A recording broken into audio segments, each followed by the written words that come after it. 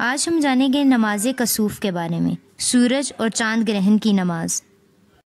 رسول اللہ صلی اللہ علیہ وسلم نے فرمایا، ان الشمس والقمر لا ينكسفان لموت احد من الناس ولكنهما آیتان من آیات اللہ فاذا رأیتموها فقوموا فصلوا۔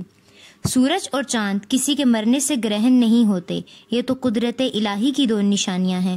جب انہیں گرہن ہوتے دیکھو تو نماز کے لیے اٹھ کھڑے ہو۔ دور جاہلیت میں لوگ کہتے تھے کہ اگر کوئی اہم شخصیت پیدا یا فوت ہو تب ایسا ہوتا ہے، لیکن رسول اللہ صلی اللہ علیہ وسلم کی اس حدیث مبارکہ سے ہمیں صحیح علم ملتا ہے کہ نبی کریم صلی اللہ علیہ وسلم نے فرمایا، چاند اور سورج کا گرہن آثار قدرت ہیں، کسی کے مرنے، جینے یا کسی اور وجہ سے نمودار نہیں ہوتے، بلکہ اللہ اپنے بندوں کو عبرت دلانے کے لیے ظاہر فرماتا ہے۔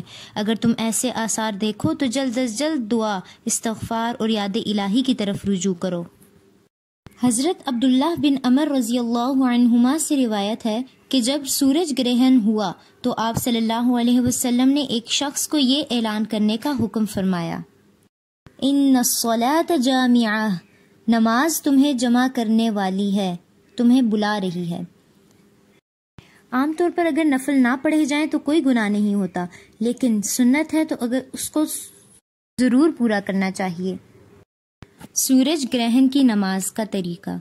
عبداللہ بن عباس رضی اللہ عنہما سے روایت ہے کہ نبی صلی اللہ علیہ وسلم کے زمانے میں سورج گرہن ہوا، آپ نے باجماعت 2 رکعتیں نماز پڑھیں۔ آپ نے سورہ بقرہ تلاوت کرنے کی مقدار کے قریب لمبا قیام کیا، پھر لمبا رکوع کیا، پھر سر اٹھا کر لمبا قیام کیا،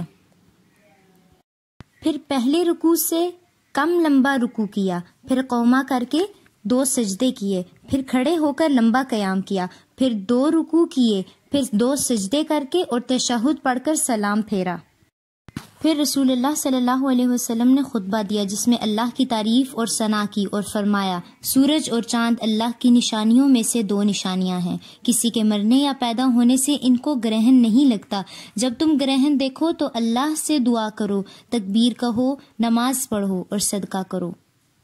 دوران نماز میں نے جنت دیکھی، اگر میں اس میں سے ایک انگور کا خوشہ لے لیتا تو تم رہتی دنیا تک اس میں سے کھاتے، اور میں نے دوزخ بھی دیکھی، اس سے بڑھ کر ہولناک منظر میں نے کبھی نہیں دیکھا، اور میں نے جہنم میں زیادہ تعداد عورتوں کی دیکھی کیونکہ وہ خاوند کا کفران نعمت کرتی تھیں۔ اگر تو ایک مدت تک ان کے ساتھ نیکی کرتا رہے، پھر ان کی مرضی کے خلاف کوئی کام کرے تو کہتی ہیں کہ میں نے تجھ سے کبھی بھلائی نہیں دیکھی۔ شمس و قمر کے گہنائے جانے پر آپ صلی اللہ علیہ وسلم گھبرا اٹھتے اور نماز پڑھتے۔ حضرت اسماء رضی اللہ عنہما بیان کرتی ہیں کہ آپ کے زمانے میں ایک دفعہ سورج گرہن ہوا تو آپ گھبرا گئے اور گھبراہٹ میں اہل خانہ اس سے کسی کا کرتا لے لیا، بعد میں چادر مبارک آپ کو پہنچائی گئی۔ اسماء رضی اللہ عنہما بھی مسجد میں گئیں اور عورتوں کی صف میں کھڑی ہو گئیں۔ آپ نے اتنا طویل قیام کیا کہ ان کی نیت بیٹھنے کی ہو گئی، لیکن انہوں نے ادھر ادھر اپنے سے کمزور عورتوں کو کھڑے دیکھا تو وہ بھی کھڑی رہیں۔ بالکل اسی طرح نیکی کے کام میں ہمیں بھی اپنے سے اوپر والوں کو دیکھنا چاہیے تاکہ ہمیں ان سے موٹیویشن اور انسپریشن حاصل ہو۔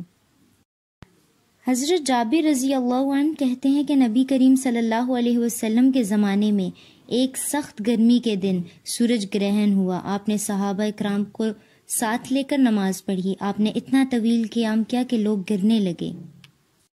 حضرت اسماء رضی اللہ عنہما کہتی ہیں کہ ایک دفعہ سورج گرہن کی نماز میں آپ نے اتنا لمبا قیام کیا کہ مجھے عورتوں کی صف میں کھڑے کھڑے ضعف آ گیا، میں نے برابر میں اپنی مشق سے پانی لے کر سر پر ڈالنا شروع کیا، پھر جلد ہی دوبارہ قیام نماز میں شامل ہو گئی۔ اور فرمایا آپ نے کہ نبی کریم صلی اللہ علیہ وسلم کس قدر انہماک اور اہتمام سے سورج گرہن کی نماز پڑھتے تھے۔